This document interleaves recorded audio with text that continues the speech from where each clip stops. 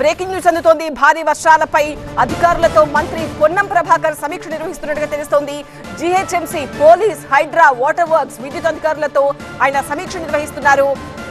Water logging పాయింట్లు గుర్తించామని మంత్రి పొన్నం చెబుతున్నారు. వెంటనే నీటిని తొలగించేందుకు చర్యలు తీసుకోవాలని ఆదేశాలు జారీ చేశారు. అలాగే అట్ ద సేమ్ టైం ప్రజలు కూడా అప్రమత్తంగా ఉండాలని కూడా సూచిస్తున్నారు. మీరు కాసేపట్లో భారీ వర్షాలపై సీఎస్ కూడా ఒక కీలక సమీక్ష నిర్వహించబోతున్నారు.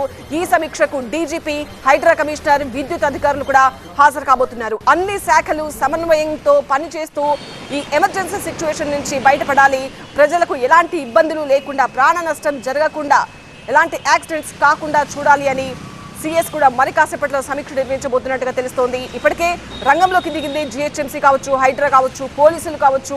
అందరూ కూడా ఎక్కడికక్కడ ఎమర్జెన్సీ సిచ్యువేషన్స్ దగ్గర, వాటర్ లాగింగ్ పాయింట్స్ దగ్గర, మ్యాన్ హోల్స్ దగ్గర ప్రజలను అప్రమత్తం చేస్తున్న దృశ్యాలు కూడా చూడొచ్చు. జీహెచ్ఎంసీ ఎమర్జెన్సీ హెల్ప్ లైన్ నెంబర్ని కూడా ప్రజలకి అందుబాటులో ఉంచింది.